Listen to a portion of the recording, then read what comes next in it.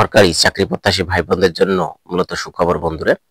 Office সহায়ক পদে আবার 497 পদে মূলত তথ্য যোগাযোগ প্রযুক্তিতে আপনারা মাধ্যমিক স্কুল সার্টিফিকেট এসএসসি পাস করলে আবেদন সম্পন্ন করতে পারবেন সকল জেলার প্রার্থীরা।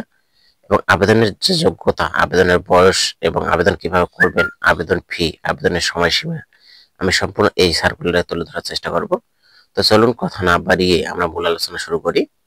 আমরা এখানে দেখতে পাচ্ছি বন্ধুরা, তথ্য যোগাযোগ প্রযুক্তিতে মূলত মন্ত্রণালয়ের যে নতুন বিজ্ঞপ্তিটা প্রকাশিত হয়েছে।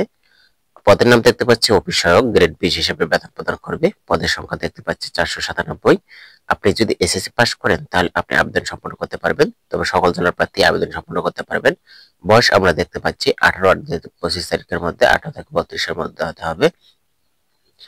এছাড়াও অনলাইনে ব্যতীত কোনো আবেদন গ্রহণ করা হবে না এখানে দেওয়া হয়েছে। আবেদন পূরণ সংক্রান্ত শর্তাবলী আমরা দেখতে পাচ্ছি এখানে। আপনারা যারা আবেদন করতে ইচ্ছুক অবশ্যই এই ওয়েবসাইটটি দেওয়া হয়েছে, http://doict.teledoc.com লিখে অবশ্যই আপনারা গুগল ক্রোম অথবা যে কোনো ব্রাউজার আপনারা ব্যবহার করতে পারেন। অনলাইনে আবেদন পূরণ পরীক্ষার ফি জমাদান শুরুর তারিখ আমরা দেখতে পাচ্ছি 18/8/2025 সকাল 10 ঘটিকাতে শুরু হয়েছে এবং আবেদন করা যাবে 17/9/2025 বিকেল 5 ঘটিকার মধ্যে।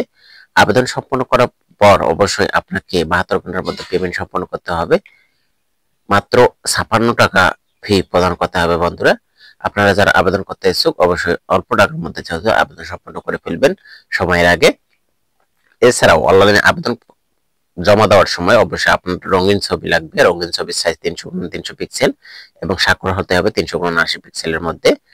আবেদন সম্পন্ন করার পরে আপনাকে 72 ঘন্টার মধ্যে যে পেমেন্ট সম্পন্ন করতে হবে, প্রথম এসএমএস কিভাবে করবেন এবং দ্বিতীয় এসএমএস কিভাবে করবেন এখানে উদাহরণ সহ দেওয়া হয়েছে। আপনারা বিস্তারিত দেখে সার্কুলার ফলো করে টাকাটা টেলিটক সিমের মাধ্যমে জমা দিতে পারবেন।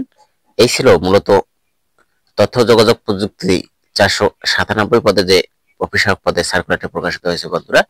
বিস্তারিত প্রতিবেদন পরবর্তীতে আপডেট সার্কুলার পেতে অবশ্যই আবার এই চ্যানেলটির সাথে যুক্ত থাকবেন। সকলে ভালো থাকবেন, সুস্থ থাকবেন।